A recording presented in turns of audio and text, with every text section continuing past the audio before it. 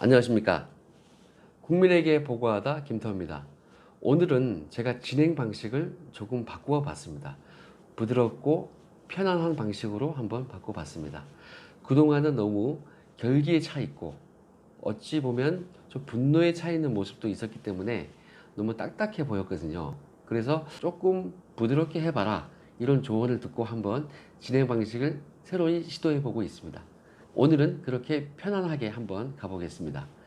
오늘 방송은 제가 유재수, 윤규근 막 터지고 있죠. 근데 그런 것보다는 역시 김태호는 조국, 한 놈만 팬다. 조국의 민낯을 생생히 그리고 새로이 낱낱이 한번 밝혀보는 시간을 가지겠습니다. 이거는 좀 제가 시리즈로 쭉 갈 것 같아요. 한번 봐주시면 흥미로울 것입니다. 진실을 알게 될 것입니다. 여러분 막 사건이 막 터지고 있어요. 그렇죠? 근데 제가 양심 선언한 것 중에서 가장 큰 것이 유재수 사건이었어요. 그 사건 관련해서 제가 최근에 그 2번에 걸쳐서 동영상으로 국민 보고를 했었죠. 못 보신 분들은 그거 한번 봐주세요. 아주 제가 봐도 잘 찍었습니다.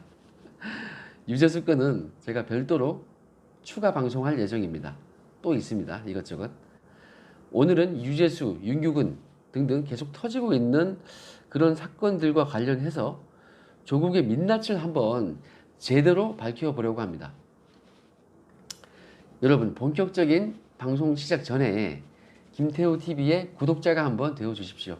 한번 제 손을 한번 잡아 주시고 진실을 밝힐 수 있도록 한 힘을 보태 주십시오. 제가 더욱더 힘을 내겠습니다.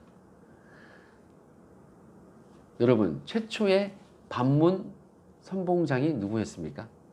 이 정부 출범 19개월 만에 그 언론을 장악했던 서슬퍼랬던 그 시절에 저 김태우가 문재인 정부의 최초로 반기를 들었습니다. 얌전히 지내고 조용히 지냈으면 공무원 연금도 많이 타고, 요즘 말로 제가 뭐 중수부, 특수부, 청와대 등등 해서 소위 네트워크가 스펙이 좋았기 때문에 제가 뭐 퇴직하더라도 법무사 개업해서 돈도 많이 벌었을 것이고, 그동안 나라 일을 한다고 돌보지 못했던 가족들도 돌보고 애기들도 좀 더 예뻐해주고 그렇게 여행도 다니고 스트레스 없이 좀 편안히 행복하게 저는 지낼 수 있었습니다. 그런데 당시에 저는 침묵을 할 수가 없었습니다. 왜냐하면 침묵을 하고서는 청와대의 민낯을 밝히지 않고서는 제 양심이 파괴되는 그런 느낌을 받았습니다. 이렇게 해서 내가 어떻게 평생 아이들 얼굴 보고 내가 살아갈 수 있을까, 이런 걸로 제가 힘이 들었습니다. 그래서 제가 양심 선언을 수십 건을 하게 된 것입니다. 제가 봐왔던 현 청와대의 그 민정수석실, 그 조국의 민정수석실, 여기는요 친야권 성향이면 무조건 사표받고 수사 의뢰하고 징계하고 뭐 당연히 뭐 그런 식이었죠.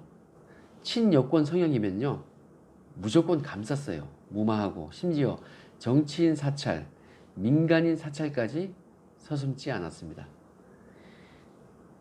에피소드를 제가 하나 좀 구체적으로 말씀을 드리겠습니다. 제가 한참 일하고 있던 2018년 8월 말경에 박형철 반부패 비서관이 특감 반장을 통해서 저희 특감반에 이렇게 지시를 했습니다.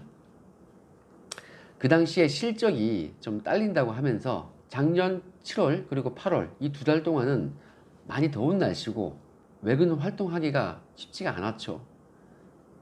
2018년 7월 8월 이 2달 동안은 한참 더울 때고 휴가 기간이고 뭐 더구나 저의 감찰 대상 자체가 없어요. 휴가 가고 없단 말이에요.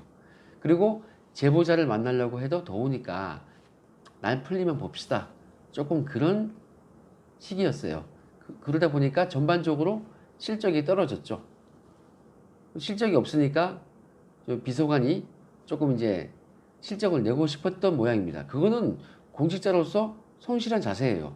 실적 열심히 내고 싶은 그런 마음, 조급한 마음은 저는 이해합니다. 그래서 무슨 지시를 내렸냐면, 근데 이건 조금 오버한 것 같아요. 휴대폰을 빼앗아 올 만한 비리 공직자에 대해서 대략적으로 휴대폰 뺏을 수 있을 만큼만 정말 작은 거라도 갖고 와라. 그렇게 지시를 했어요.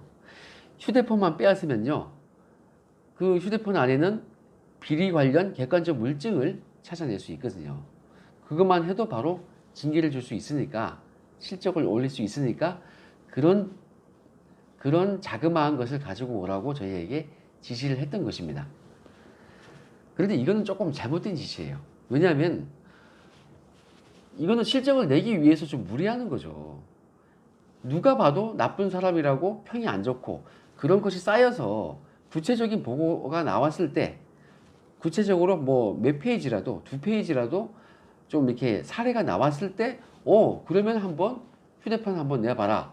동의서 한번 써보고 동의하십니까? 당신 비리가 있다고 하는데 동의하십니까?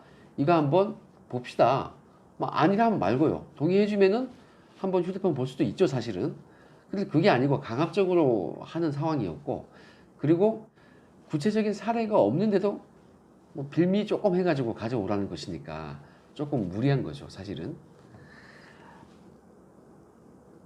아무튼 그런 식으로 실적을 낼 수 있을 만큼 대상자를 물색해 오라, 뭐 이런 거였습니다. 그래서 심지어 아무런 죄가 있는 것도 밝혀진 바가 없는 공직자에 대해서, 뭐 특정 공무원에 대해서 막연히 미행도 시켰어요. 왜냐면은 한 줄도 안 되는 거니까 미행시켜서 어디 밥이라도 한 그릇 얻어 먹으면은 현장에서 그냥 적발해서 바로 휴대폰을 빼앗아 오려고 했던 것입니다. 참 어이가 없죠. 아무리 공직자라도 이런 식으로 좀 물반 고기반 식으로 한번 잡아오겠다, 이런 식이었어요. 그런데 뭐 저는 경험이 많지 않았습니까? 그렇게 하면 일이 안 된다는 거 알고 있었어요. 그런데 하필 저보고 그 팀에 들어가서 같이 한번 미행을 해보라는 그런 지시가 있었습니다. 조금 부당했어요. 저는 그렇게 생각했어요. 근데 뭐 시키니까 공직자가 열심히 해야죠. 그래서 저를 포함한 몇 명이 갔습니다. 세종시까지 갔어요. 그런데 뭐 미행으로 뭐가 나오겠습니까? 정보도 없이. 근데 우리 대상이 뭐 3급 농림부 간부였어요. 그 한번 아침부터 퇴근할 때까지, 퇴근하고 저녁 먹을 때까지 저희가 쭉 미행을 했어요. 밖에서 대기도 하고 사무실 앞에도 기웃거려 가면서 서로 전화기를 마치 무전기 쓰듯이 해가면서 그렇게 한번 미행을 했습니다. 그런데 그 공직자가 정말 모범 공무원이었습니다. 상조역이더라고요. 보통 세종시 공직자들은 점심시간 때 좀 일찍 나갑니다. 왜냐하면 워낙 청사가 거리가 멀고 외부 식당까지는 많이 걸려요. 걸어가려면 한 20분 걸리나? 그러니까 뭐 11시 반에 나가는 사람도 있고 11시 40분에 나가는 사람도 있고, 거의 그 시간에 뭐 공무원 만나려고 가면요 없어요, 거의. 그런데 우리가 하필 미행했던 그 대상자는 12시 10분인가 그때 밥 먹으러 가더라고요. 그때까지 열심히 일하다가 구내식당을 가더라고요. 야, 전 속으로 이 사람 정말 괜찮은 사람이구나, 상줘야겠다, 이런 생각이 들더라고요. 그런 식으로 저희가 3일을 따라갔는데 뭐 저녁 먹을 때도 자기가 계산하더라고요. 정말 이거 우리가 진짜 허탕 친 거죠. 전 처음부터 알았어요, 이렇게 될지. 뭐 한두 번 해보는 것도 아니고 어떻게 이런 식으로 막연히 가서 이렇게 시킬 수 있을까. 근데 시키니까 어쩔 수 없죠. 그렇게 3일을 허비하고 나서 뭐 다들 좀 힘들어하고 허탈해하고 헛고생한 거 아닙니까? 그래서 제가 좀 나섰습니다. 그래서 제가 정보가 있고 가면은 나오죠. 누가 봐도 비리자다, 맨날 얻어먹는다, 제가 그런 사람을 캐치해서 보고해서 그 사람을 따라가면요 무조건 나옵니다.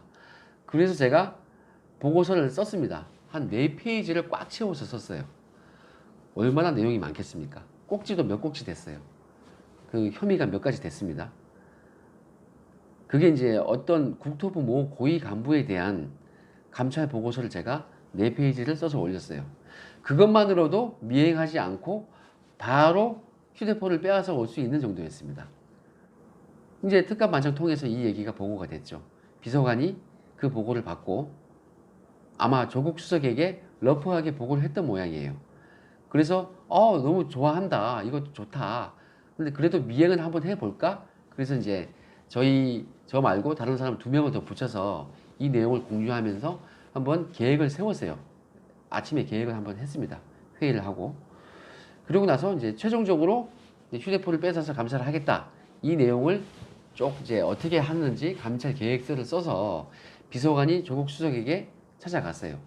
승인 및 결재를 맡으러 간 거죠. 이거 비서관이 혼자 할 수 없어요.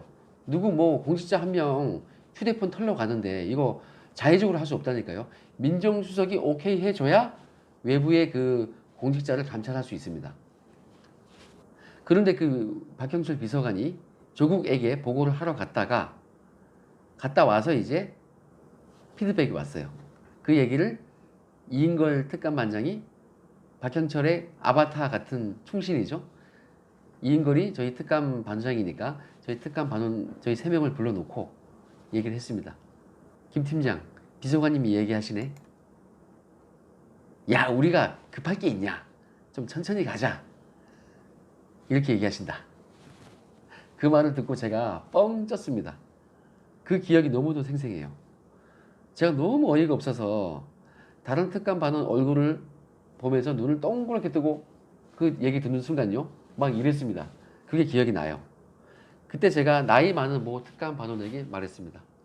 그 회의 끝나고 나가면서 형님 이거 하지 말라는 거네? 직원도 고개 끄덕이면서 웃더라고요. 그 후에 제가 나중에 네트워크를 발휘해서 한번 알아봤습니다. 믿을 만한 사람이 저에게 얘기하기로 그 국토부 간부의 뒤를 봐주는 모 민주당 국회의원이 민정수석에게 부탁을 했답니다. 그리고 그 이후에 감찰 계획이 철회가 된 것입니다. 저는 그 국회의원이 누군지 압니다. 김모 국회의원님, 지금 보고 계시죠?